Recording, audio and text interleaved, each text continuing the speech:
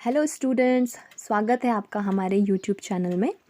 तो आज हम पढ़ने वाले हैं न्यूट्रिशन इन प्लांट, जो कि है क्लास 7 की साइंस का फर्स्ट चैप्टर। तो आज हम पढ़ने वाले हैं खाने के बारे में। तो खाना तो हम सभी को पसंद है ना? तो खाना ज़रूरी क्यों है? ठीक है, why food is essential for living organism. तो आइए हम पढ़ते हैं। Food is essential for all living organism, यानी फूड जो है हर एक लिविंग ऑर्गेनिज्म के लिए क्या होता है, इम्पॉर्टेंट होता है। यानी बिना फूड के कोई भी ज़िंदा नहीं रह सकता है। तो ऐसा क्या होता है फूड में जो कि हम सबके लिए बहुत ज़्यादा इम्पॉर्टेंट होता है और हम उस फूड के बिना ज़िंदा नहीं रह सकते हैं। तो फूड में कुछ क्या होते हैं, इम्पॉर्टेंट कंपोनेंट्स होते हैं, कुछ इसेंशियल कंपोनेंट्स होते हैं जो फूड की इम्पॉर्टेंस को बढ़ा देते हैं। तो ये कंपोनेंट्स क्या होते हैं? Components of foods are carbohydrate, proteins, fats, vitamins and minerals. तो जो ये कंपोनेंट्स होते हैं फूड में, ये होते हैं carbohydrate, proteins, fat, vitamins and minerals, जो कि फूड को क्या बनाते हैं, इस कंपोनेंट को क्या बोलते हैं, न्यूट्रिएंट्स। यानी component of foods are called nutrients. जो भी ये कंपोनेंट फूड में प्रेजेंट होते हैं इसको हम बोलते हैं nutrients. So what nutrients does? Nutrients enables living organism to build their bodies, to grow, repair and provide energy to carry out life processes. यानी न्यूट्रिएंट्स क्या करता है, लिविंग ऑर्गेनिज्म की बॉडी को ग्रो करने में मदद करता है। कहीं पे भी थोड़ा सा डैमेज हो जाए उस डैमेज को रिपेयर करने में मदद करता है और एनर्जी प्रोवाइड करता है, ताकि हम जो डे टू डे लाइफ के जो भी वर्क हैं उनको हम कर सकें, उनके लिए हमको क्या मिल सके, एनर्जी मिल सके। तो ये एनर्जी हमको कहाँ से मिलती है, न्यूट्रिएंट से।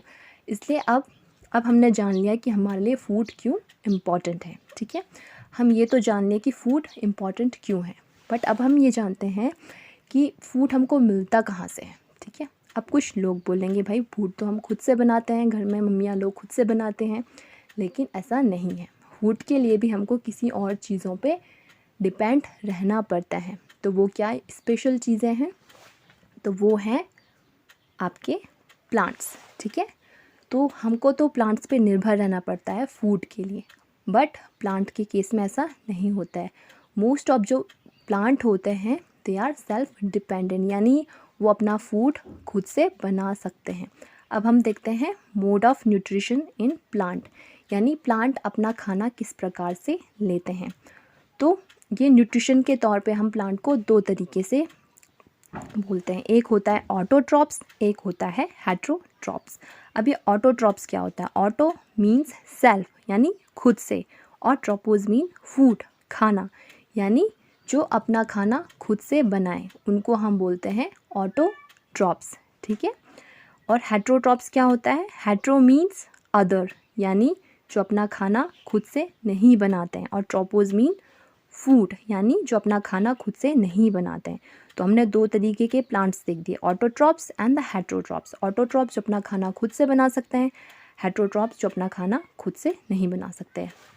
अब हम पढ़ते हैं जो अपना खाना खुद से बनाते हैं वो अपना खाना कैसे बनाते हैं। ठीक है, क्या ऐसी चीज़ होती है जिससे कि ये प्लांट अपना खाना खुद से बना लेते हैं? आइए देखते हैं। तो ये जो प्रोसेस होती है जिसके थ्रू प्लांट अपना खाना खुद से बनाते हैं, इसको बोलते हैं फोटोसिंथेसिस, यानी इसको हिंदी में बोलते हैं प्रकाश संश्लेषण। ठीक है, अब ये फोटोसिंथेसिस की प्रोसेस होती कहाँ पे है? ठीक है, so leaves are food factories of plant, यानी लीव्स जो कि पत्तियाँ होती हैं उनको क्या बोलते हैं? खाना बनाने वाली मशीन, यानी यहीं पे जो है खाना बनता है। ठीक है, plants makes their food with the help of certain processes called photosynthesis, यानी जिस प्रोसेस के थ्रू प्लांट अपना खाना बनाते हैं उस प्रोसेस को हम क्या बोलते हैं? फोटोसिंथेसिस। अब खाना बनाने के लिए उनको कुछ ज़रूरत, कुछ मटेरियल्स उनको इकट्ठा करने पड़ते हैं। जैसे कि हम घर में खाना बनाते हैं तो हम पहले सामान लाते हैं, फिर उनको उस खाने को पकाते हैं, ज़रूरी चीज़ें उसमें डालते हैं, तब जाके हमको हमारा खाना तैयार होता है। उसी तरीके से भी प्लांट को खाना बनाने के लिए कुछ रॉ मटेरियल्स उनको इकट्ठा करने पड़ते हैं। उन रॉ मटेरियल्स में क्या क्या जाते हैं? सबसे पहले आ जाता है water and minerals. And from soil water and minerals are absorbed by roots and transported to the leaves. यानी जो वाटर और उसमें जो प्रेजेंट मिनरल्स होते हैं वो कहाँ से मिलते हैं? उस प्लांट को सॉइल से। और सॉइल से वो कैसे लीव्स तक पहुँचेंगे? तो सॉइल से सबसे पहले जो वाटर और मिनरल्स होता है वो रूट के थ्रू क्या हो जाता है? एब्जॉर्ब हो जाता है। और उसके बाद जो है वो लीव्स तक कैसे पहुंचता है? उसको पहुंचाने के लिए प्लांट्स में कुछ स्पेशल टिश्यूज़ होते हैं, ठीक है, कुछ पाइप लाइक स्ट्रक्चर्स होते हैं, उनके थ्रू जो है जो वाटर और मिनरल्स होता है वो लीव्स तक पहुंचाया जाता है। Next, CO2 is taken from the air into the leaves through a tiny pores present on the surface of leaves। यानी जो दूसरी रिक्वायरमेंट हो जाती है CO2। जैसे हमको ज़िंदा रहने के लिए कौन सी गैस की ज़रूरत पड़ती है? ऑक्सीजन। वैसे ही प्लांट को खाना बनाने के लिए जो ज़रूरी गैस होती है वो होती है CO2, जो कि एयर में प्रेजेंट होती है।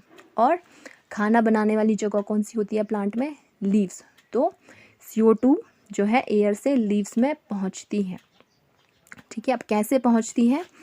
तो कुछ उस लीव्स में क्या होता है? कुछ टाइनी पोर्स होते हैं, ठीक है। हम यहाँ पे देखते हैं जैसे कि ये लीव का स्ट्रक्चर हो जाता है, तो इस लीव्स में कुछ छोटे छोटे से पोर्स होते हैं, इनको बोलते हैं टाइनी टाइनी टाइनी से पोर्स होते हैं। इन पोर्स को हम क्या बोलते हैं? स्टोमेटा, ठीक है। इन्हीं पोर्स के थ्रू क्या होता है? CO2 लीव्स के अंदर जाता है, ठीक है। Next, stomata are surrounded by guard cells.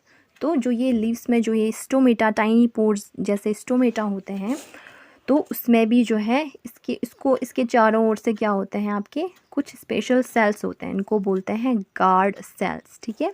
तो ये गार्ड सेल क्या करते हैं? जैसे कि नाम बता रहा है आपके गार्ड, जैसे ये वाले स्ट्रक्चर्स हो गए, तो ये गार्ड सेल्स क्या होते हैं?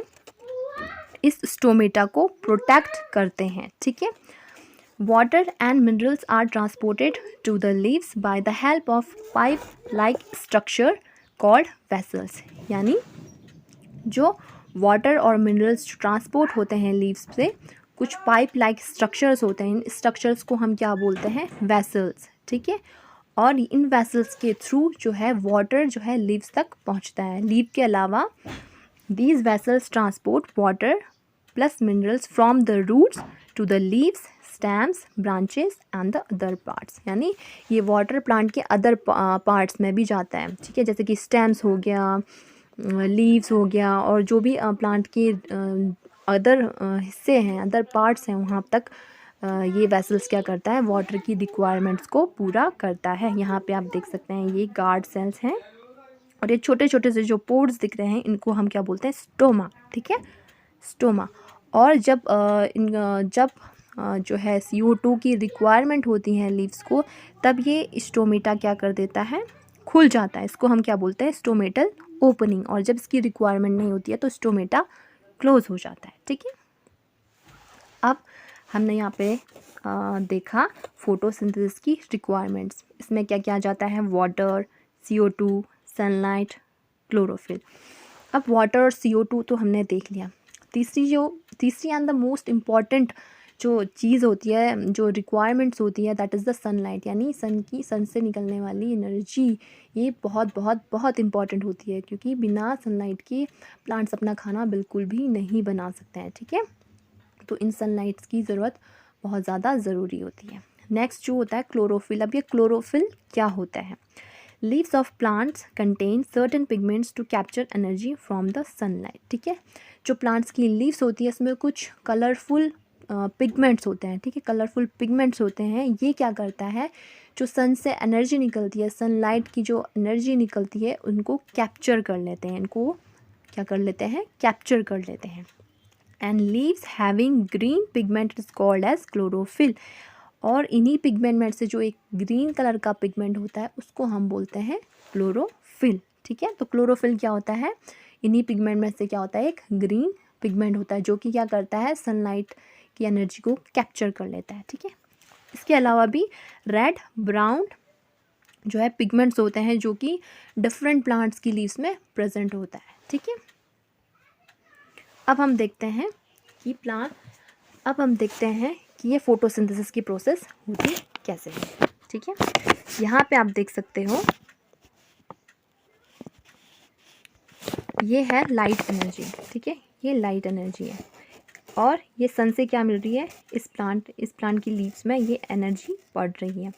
ठीक है, और इसमें जो ये लीव्स है इनका कलर क्या है, ग्रीन है, यानी यहाँ पे क्या है, क्लोरोफिल प्रेजेंट है। और इस लीव्स में छोटे छोटे से टाइनी पोर्स होंगे।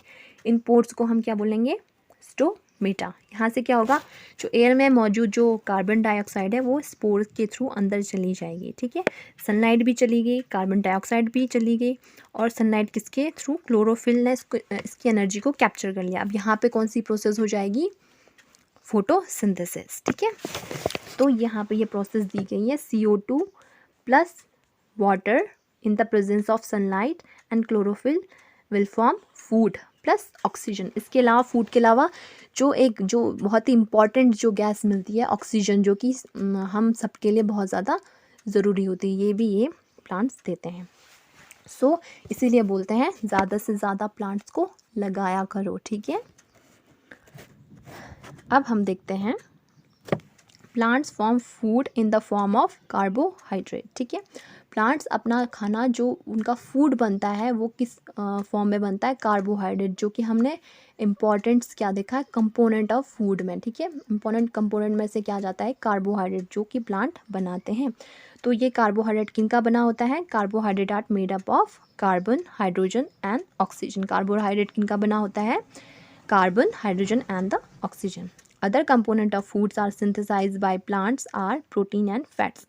जो कार्बोहाइड्रेट के अलावा जो ज़रूरी अदर जो इसेंशियल कंपोनेंट्स होते हैं जो कि प्लांट्स के द्वारा सिंथेसाइज किए जाते हैं, उनमें से क्या जाता है, प्रोटीन्स और फैट्स।